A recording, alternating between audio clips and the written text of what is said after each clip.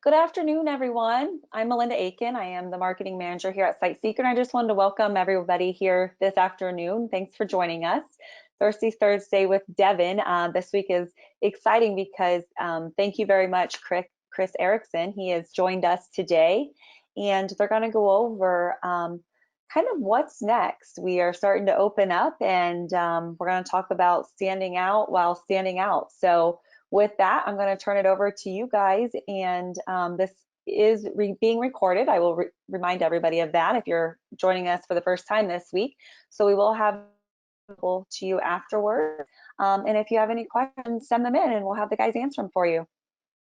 All right, Devon.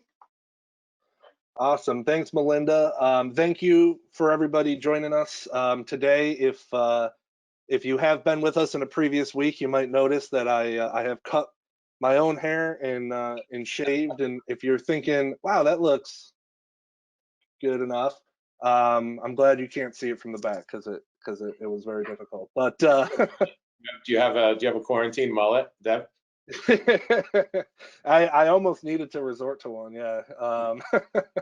But with that, I want to thank my guest today, Chris. Chris, thank you so much for joining us. I've had the pleasure of knowing Chris for a number of years now, and I'm repping my my Lake Placid Love it gear happily. Love this all. So thanks for taking some time and being with me to chat today. Thanks for having me. I'm excited to be here. It's good to see you. I love to see you repping the stuff, both beer and hockey jersey. I can tell you that the only bad thing about this is that it's the first day that it's sunny and 60 in Lake Placid since last October. So you're a good enough friend that I came in from the sun to do this. I appreciate hearing that, and I'll tell you in the 13 seconds I was able to leave the house today to pick up the recycling bin and bring it back to the garage, I realized that it's very nice out, so hopefully can myself get back outside, even if it's to clean the car or something. Yeah, I'm the same way. I've been in I had an hour and a half Zoom meeting, then I had a 2-hour manager meeting. I went into my basement office for about 5 minutes, and now here I've come out. So it's not like I've been out playing golf or sunbathing. We'll get to both of those soon enough, I hope. Yeah, right. So, and Melinda kind of mentioned it a little bit, but what I'm kind of, it's wanted to talk about today, and it's kind of as we see we're able to start gearing up in certain regions, certain areas are able to start seeing, for us in New York, it's the phased approach of being able to get businesses back open. I know we have some members from Ohio. They can actually start with outside on premise as soon as tomorrow for some of them, which kind of is where the name Standing Out While Standing Out came from, but kind of brought us into, obviously, first and foremost, the most important thing with that is what's it going to take to have a kind of safe, healthy, compliant environment for your brewery, for your tap room. But also once you get past that, things to keep in mind as far as communicating that, because it's going to be equally important. And so we kind of have the 4 topics that you can see right up on the screen here, and I'll kind of dig right into it. And starting off, I've got be active and informative, and this is a topic that I've actually talked about every single time. When all this happened, I think I wanted to put an email out and let people know, it's important to let the customers know what's happening, because one of the things that I've kind of said is, as confusing a time, as uncharted territory, as reactive a time as this has been for brewers, it's the same for consumers. I'm as confused about what I should be doing or what I need to do. So early on it was, is it a contactless pickup? Can I come in? Do I have to call? What are the steps that can help me support you? Or for some places, they weren't able to be open, so they closed. And so it was just making sure that information was out there. So as we transition into period where, it could be 25% capacity. It could be outside only. There could be a new setup where the certain tables are missing, so there's distance between them, or a plexiglass on the bar to separate bar seats from the bartender. That it's just as equally important to let people know what to prepare for and what they need to do. And so that's where it's got what changes are happening, not just inside of, at the brewery itself, but what are the changes that I need to prepare for that you need from me? Have you Yeah, I seen mean, as you look? Yeah. I think that you hit the nail on the head. And I think one of the biggest challenges so far has been there's massive amounts of information being put out there on every single channel possible about what's going on with the pandemic, what's going on with your local economy, your state economy, the federal economy.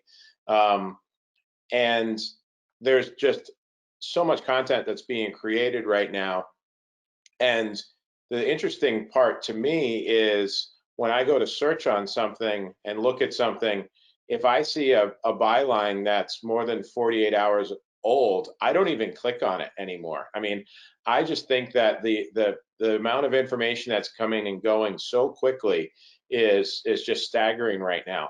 And we talk a lot as a staff, the managers and the people that I've been able to retain at the places about that not everyone has the same grasp of the situation and what's going on and how things can change and what a plan is or what a protocol is. And I mean, I was shocked when we opened, we officially got closed down on the 16th at 8 p.m. and of March. And on April 16th, we would still have people walking up to the door and being like, we can't come in and have a beer. And it's like, no, you can get a beer to go, but Yeah. there's such this information gap. And that reminds me of two different facets. One of them is that you don't, there's no really concise source of information for anybody. Like even with testing, like all you hear is testing, testing, testing. Yeah, and I've listened to a million different webinars, business-wise and reopening-wise, and all this kind of stuff, and everyone talks about testing. And I looked at my wife, Catherine, the day before yesterday, and I said, I don't even know if I'm supposed to be tested or not, or if I'm supposed to be tested for antibodies. Like we've been open as essential. I just don't know. Like, am I? I mean, I'm not a fireman or a policeman or certainly a nurse or a doctor and some of these other people who it's an automatic that they're going to get tested. And I don't know. And I'm just inundated with information all day. The second thing is that that reminds me of is that people don't always know, and you don't know what people know. And it kind of sounds a little bit cliche, but I remember I overheard a conversation one day about they were talking about the Lake Placid trolley, and there was a visitor to town who said, "Oh, is there a trolley schedule?" And they're like, "Well, the trolley kind of just goes around and you just get on and off." And they're like, "Oh, I thought that the trolley went to Whiteface." And they're like, "Oh," the person they were talking to said, "Oh, that's not the trolley, that's the shuttle."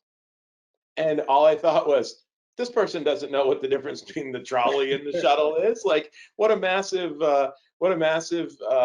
assumption to know that they know there's a difference between a trolley and the shuttle in Lake Placid, like the nomenclature. So it's a long-winded way, I guess, Devon, of saying that trying to be as forthright with people and trying to get people information as timely and as often as you can has been so crucial for us during this. Because time goes out of information goes out of relevance so fast, and you have to keep telling people the same thing over and over and over, and hopefully you can spin it slightly different ways so it doesn't become mundane to the people who are following you and who understand everything. But it has to be a somewhat lowest common denominator type of conversations and has to happen all the time, or it's just old.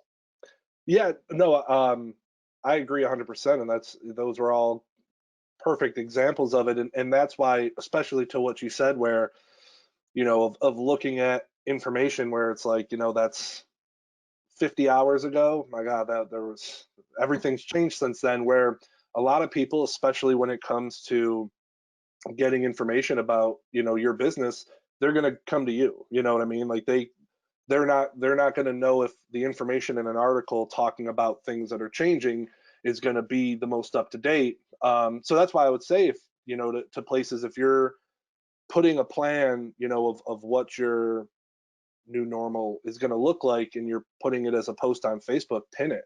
So if someone's coming, they're trying to find out, it's the first thing they see and they know. And then if that has to change, unpin that, get the new information of the new reality up, and you can pin that, and that way at least people are kind of finding out about it. And one thing that you said that's it was interesting, and I've heard it too, of the people coming in last month saying, "What do you mean I can't have a beer?" And I've talked with people who are bartenders at restaurants that have been open just for to-go orders, and they can do beer to go, but you have to have a food order. And still in this month of May, people are coming in saying, "What do you mean I can't?" Right.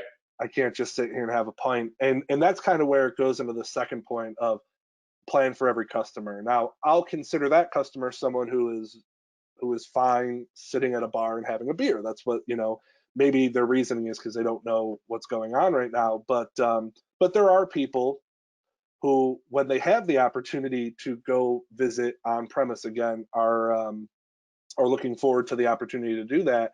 But you can't assume that everybody is that. You know what I Right. mean?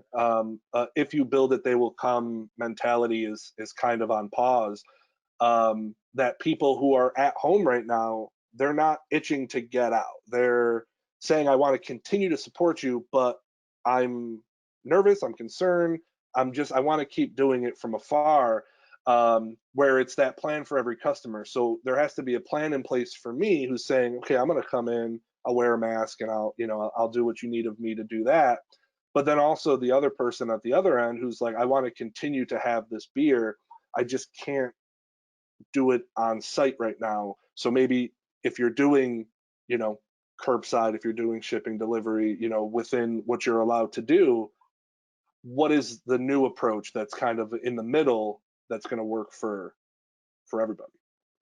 Yeah, I listened to your session with Paul Leone the other day, and he mentioned something about you know uh, the phrases of like the new normal and that kind of stuff, and how kind of it's getting cliche. But the fact is that I don't know if it's ever going to go back to the way it was until there is basically a foolproof vaccine, and I think that we have to be prepared. I know one of the things that we're doing at both places now, we're doing curbside, just for people who don't happen to know, of course. Like, we've got a pop-up tent in front of both of our places where we're serving crowlers and cocktails and food to go. Each of the two breweries are open 6 days a week, and one's closed Monday, one's closed Wednesday, just to give ourselves a little bit of a break. But one of the things that we're doing at both places right now is trying out a bunch of different to-go containers. That, we had your standard 9-inch square and your 4 or 5-inch square compostable doggy bag type containers, and those are great as doggy bags, but they don't necessarily play well for to-go food and getting food back to your house in a great fashion, or getting food back to your house where it's easy to warm up and restore the majority of the quality of the food to it. So one of the things we're doing is buying in a bunch of different to-go boxes right now, and some that are portioned, and some that are divided, and some that aren't, and some that are tin, and some that are reheatable plastic, and that kind of stuff, just to try to figure out what works. Because I think there's going to be a huge amount of people who are potentially on paper supportive of everything opening up and saying, "Okay, I'm going to go into your restaurant." But maybe if they were coming in once or twice a week before, maybe that turns into once a week or once every 2 weeks. But they still want their Schultze burger, or they still want our pizza or our fish and chips or whatever it is. And we don't want to alienate those customers because, frankly, we can't afford to. One of the things that we talked a lot today at I just got out of a manager meeting was making sure that we are staffed appropriately and our menu is appropriate because of the decreased. I mean, I think we probably will open at 50%, but maybe we're going to be 25%. Maybe it's going to be June 15th. It might be July 15th. But we have to be ready for the people to come in. I think the in-house dining, frankly, is going to be something that is the easiest to control. That's the easiest. Okay, this table is here, and you're 6 feet away, and we can serve you with a mask on, and that to me is the easy part. My concern is the tasting room aspect of things or the bar aspect of things, where if I take away half of the bar stools, for example, or I spread them out, I mean, my wife and I are going to still sit next to each other, right? So, if you come in with your family and you're, 8 is enough to really date myself, I suppose, right? Or the Brady Bunch. You can all sit next to each other, and but what if you're just a random customer and you're sitting there and someone that you don't know plops down next to you and they're all of a sudden 16 inches away? That's going to be, to me, the difficult thing.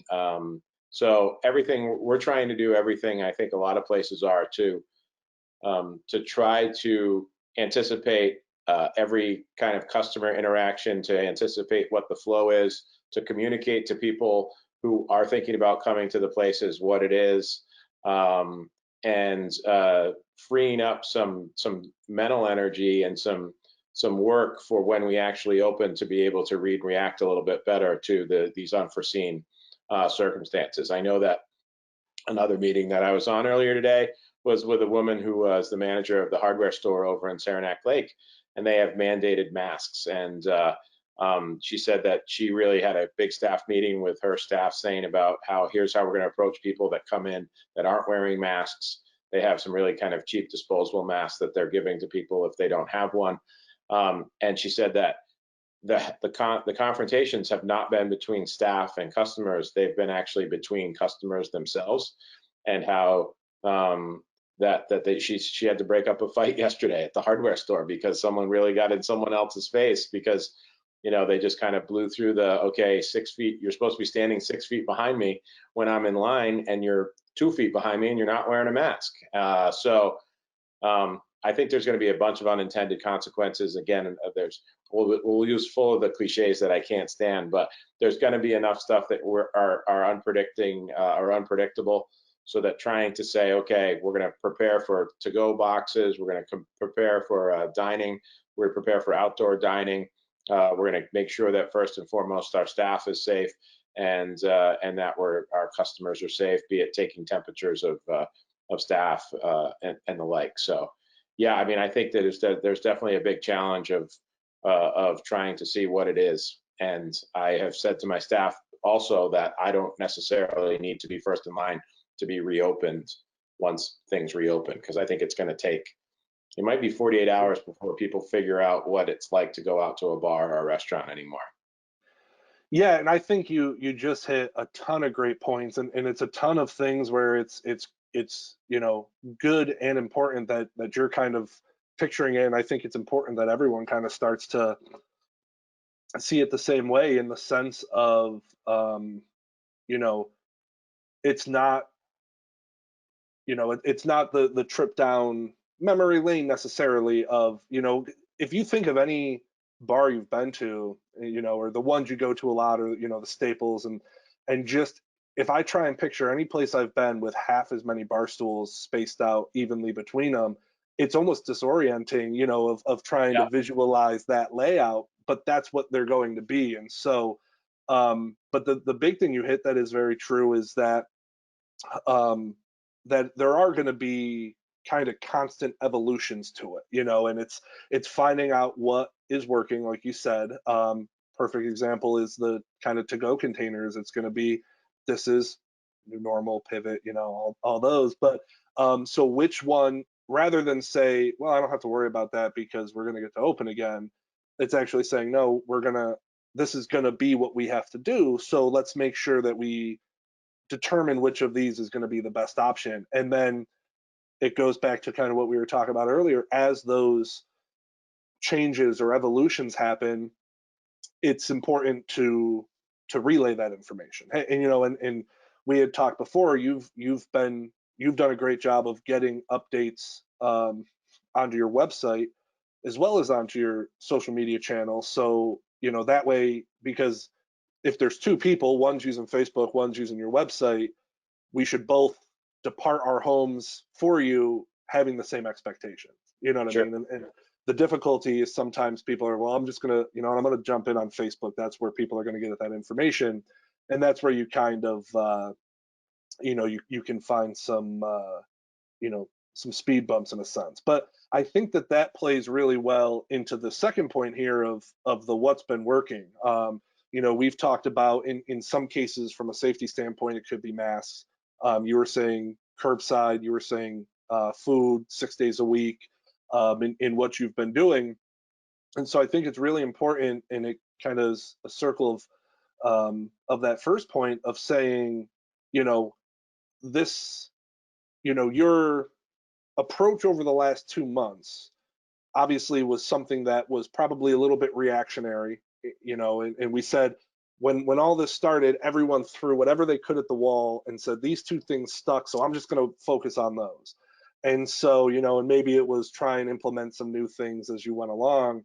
So now it's time to say, okay, well, those two things that stuck, don't forget about them, don't alienate them, Right. and what is the trick going to be to kind of continue to use those? So as an example, what I've seen, and it was great, was places that did live music. So let's say Tuesday was acoustic night, as I've seen. They said, well, we're going to continue to do Tuesday acoustic, and it was just a Facebook Live of the musician. In some cases, they were actually at the brewery. In some cases, they were home. But I saw people in their houses, airdrop that Facebook video to their TVs, and it was kind of like, they were brought back. They were having the beer, they were at their house, but it was almost like they had the ambiance that they were Yeah. missing. So that's one of those, how can that continue to work? So if you are at 50% or, in, and you can have that acoustic music inside, still do the live for the people that are home, Yeah. and it's finding that. Yeah. I think that, for us, one of the things that I never thought would work well, but has worked really well, has been the shipping of beer. Like at first, I said to Catherine, my wife, that we're going to put, the governor said that we could ship beer, and I said we're going to put it on our website, and if we sell 10, I would be surprised, 10 crowlers of beer, but we can do it, so we might as well give it a whirl. It's been enormously successful.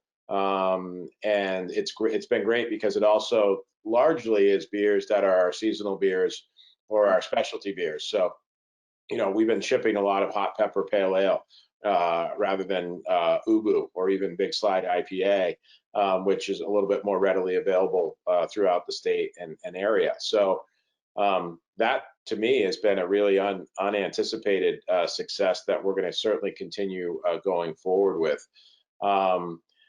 There's a lot of things that kind of like the curbside aspect of things has been nice. I mean, a lot of the things that the state of New York allowed us to do to kind of try to recoup anything that we could has been great. I think that everything that we try to do internally has been designed on, okay, let's make sure that we can pull it off well before we try to do it. One of the things that we do at Big Slide Brewery is we do Oyster Fridays, and we're 5 hours from the sea, so it's something that we really made an effort to say, okay, we're going to do it once a week, and we're going to get a bunch of different oysters in. We're going to get different oysters in every week. We're going to get 100 or 200 of them in, and we're going to sell them starting at 5 o'clock on Fridays. We've been doing that for 3 years now, almost 4 years, and we stopped it during the beginning part of the pause. Last week we did it because we planned out, we got some good, we had a good plan for how to execute it, how it was going to be packaged. And then we sold, 200 oysters in 45 minutes. So tomorrow will be our second Oyster Friday. But again, it's that now we know that we can package and sell oysters to go on Fridays as well. And that's not going to be subject to the 50% occupancy thing. So maybe now we can say, okay, we're going to try to do maybe 100 or 200 oysters in-house, but we're also going to try to do 200 oysters to go. Because we know it's successful, we know we'll pull it off, we can pull it off, and we know that that's something that people are going to want, that option. So, and that's huge. That's awesome to hear. And I actually, it has been great, from my standpoint, seeing just like the example you gave of places being able to ship, and it was kind of exciting, as I scrolled through my feed on social media, as places were putting posts out that said, the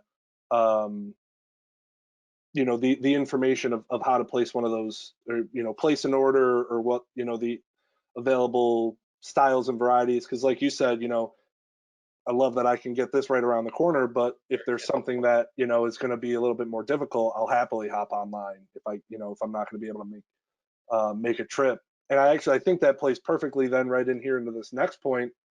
I've seen some of this of, it's time to venture into advertising. And what I put with that is, early on when all this started, I said, I used to be, when it came to content, when it came to posts on social, I was big on quality over quantity.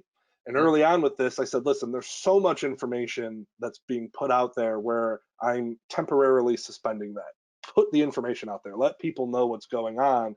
But if you can have quality quantity, perfect, because there was just so much happening in organic.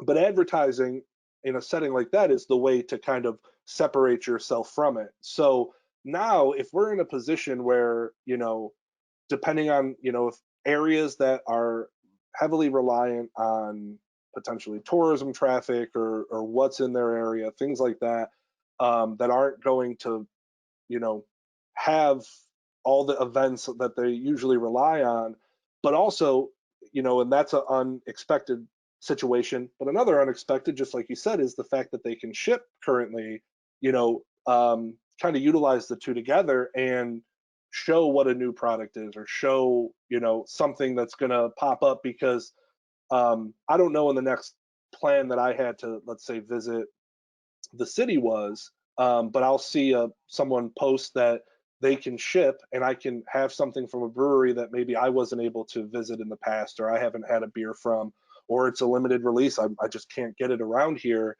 yeah. Then I'd be happy to say, nope, you know what, I'll order a 4-pack of that, it'll be here in 3 days, and perfect. That it's time, it's that ability to say, what can we do where, we're not just relying on organic posts going to the people that follow us, but we're actually trying to put, what we're currently doing in front of the people who will like us. They just haven't seen us before. Yeah, I think that's spot on. And I think that what you have to figure is that I think that there are very, very few businesses, let alone restaurants or breweries or brew pubs or whatever, that are doing a fraction of the business that have to do with a retail or service industry, tourist trade, right? So we typically had done very, very little advertising at either of the places, paid advertising. We did a lot with social from the beginning of when social media was starting to go. But it definitely now begs a different scenario, because we're trying to achieve sales volumes in non-traditional ways, or ways that we never have before. And the way that we're going to do that is through paid advertising and boosted posts and that kind of stuff. We want it to be able to get out there. I was around, and maybe I'm sure you were too, but the days when if you, like, we have 25,000 Facebook followers on for the pub and brewery, and a hot post today will be seen by maybe 5,000 of them. The good old days where your post used to be seen by 25,000 followers, before you had to pay for them. But yeah, I mean, I think that again, we're trying to make up for at best a 50%. I think 50% occupancy doesn't include 50%, doesn't equal 50% sales. And I said that to my team today when they were saying, oh, well, we can look at last July's numbers and take 50% of them. And I said, and he goes, maybe we should look at 40%. And I said, I think that number is way off. I think that we should be looking at 20%, because not only is the 50% occupancy gone, but not all the events that are bringing people into Lake Placid in our particular instance are gone as well. Today, the big horse show, a 2-week horse show, which usually kicks off our season, canceled. I am imagining that our big rugby tournament, our big lacrosse tournament, and then our enormous Ironman, which is the busiest week of the year for us. I think all those things are going to be canceled. So it's not like we're going to have all the people outside the door and only going to be able to get 50% of them in. I don't think they're going to be outside of the door. So yeah, I think that any revenue stream that you can get is going to be really important, and advertising is going to be a way to direct your fans and customers and hopefully their friends and family and stuff to those outlets. Yeah, and it's a great point, especially with looking at, it's kind of almost that step back approach of looking, of it's not just how your business is affected, but the events and the businesses around you that also had that secondary effect of people coming in and people visiting. And I think what's huge with that, and going into this last point here where it says create is that idea of take any of the events that you said that unfortunately are postponed or canceled or going in that direction.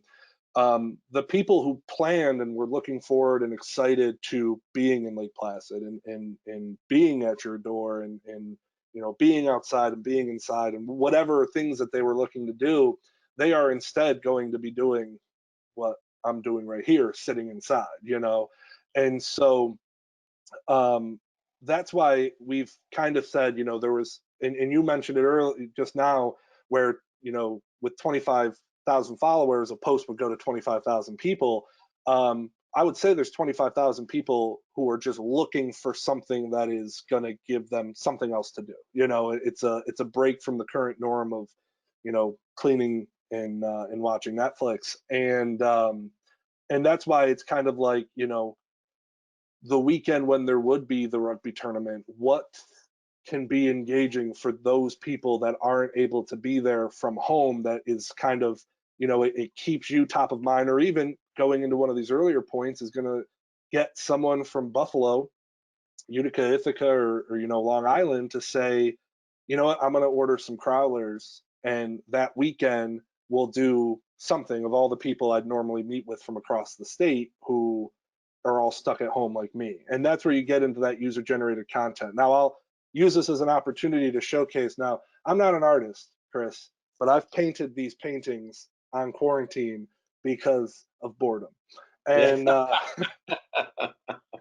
and I use the word painting very loosely because I just Jackson Pollock splattered some paint on there, and this one came out kind of cool. But I would, looking for something else to do, I'd love the opportunity to be like, hey, listen, I'm going to take some pictures of me making this. Yeah. And it's fun for me. And now you've got something that I've created, in a sense that, is like, hey, look how this person made it through, and maybe someone else will do it. And it kind of creates that domino effect. And that, again, that hybrid, that virtual, that, unique approach. Well, I can tell you based on that, that comment you just made, I think is really astute. And I can tell you that we're going to put some of that into action because, for example, if there are maybe 2,000 or 3,000 people who were supposed to be in town for the horse show, I think it would be an interesting time to really have horse show themed Lake Placid posts that maybe are, digging at people's heartstrings and making them pine for Lake Placid. And they're like, oh, somewhat of the simple idea of, you should be drinking Ubu now. and here's an Ubu growler that we can sell, or an Ubu hat, or something along those lines. I know our local destination marketing organization just started doing some retail features in their social, based on the idea of people pining for their visits or missing Lake Placid or that kind of stuff. So I think you're 100% right on that, and I think that's a great idea. Is people saying, "Oh well, I wish that we were in Lake Placid right now." Well, you can drink a taste of Lake Placid. This is what you should be having. I think it's a fantastic idea. Exactly, and that just goes into that last point on that one, where it's just excitement builders. You know what I mean? It just gives someone the opportunity to, even if it's from afar, connect with, the people they'd normally do, and experience or an atmosphere that they might be missing. So Yeah, it's great. it's one of those things where it's just, everybody is sharing the same, like you said earlier, there's kind of like there's a gap, you know what I mean? And everyone seeing each other across the gap, and it's just, questions of how you can bridge it. So one of the things that we've talked about doing at the pub, my wife and I started the list. I think there are 9 things on it so far, but there are things that we've missed so far because of the pause. So basically, the first obvious one is St. Patrick's Day, and then we had our ECAC championships canceled, and all the way down recently to Cinco de Mayo, that kind of stuff. But I think there are 9 things on the list, and we've talked about having a party at the pub that every half hour the theme changes. So the first hour, that St. Patrick's Day might have to be its own, but the first half hour is everyone wearing hockey jerseys like you wear. And then the next one, we'll culturally appropriate sombreros and have Cinco de Mayo or drink Corona.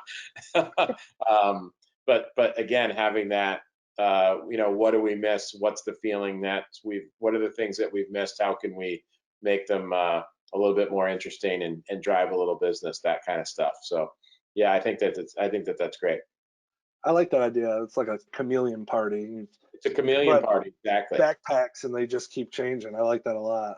Yeah, we've got to refine it a little bit, and the only feedback negatively that we've gotten so far is we need the full night of St. Patrick's Day, but the other ones, like the ECAC hockey or the synchronized skating championship that got canceled, or even for us, Cinco de Mayo, which is not a huge thing as a non-Mexican restaurant, but yeah, we could probably condense those into this chameleon party. I think that's a great one. Yeah, I like that a lot. Well, listen, Chris, this was awesome. Thank you so much for taking some time and chatting with us. I guess Melinda, if you're there, I'll just see if there was any questions that came in while we were chatting there. Hi. No, there weren't any questions, guys. A lot of really great information. And like I said, this was recorded, so a lot of good information that people can look back on, which is really great. So thank you again, Chris. We really appreciate you being on today. And you guys shared a lot of great ideas that I hope everyone listening can put their plans together for what I guess is dubbed the next phase as we kind of trudge on here. So thank you everyone today for joining, and we'll see you next time. Chris, I'm going to make you one of these, and I'm going to send it to you so we can get it hung up in the pub for you. I want a big signature on the back, so when it's worth millions of dollars, everyone knows who it's from. I actually sign them first before I paint them. I'm that confident. Yeah, that's smart. All right. Thanks, guys. Thank you so much. All right, thanks for having me.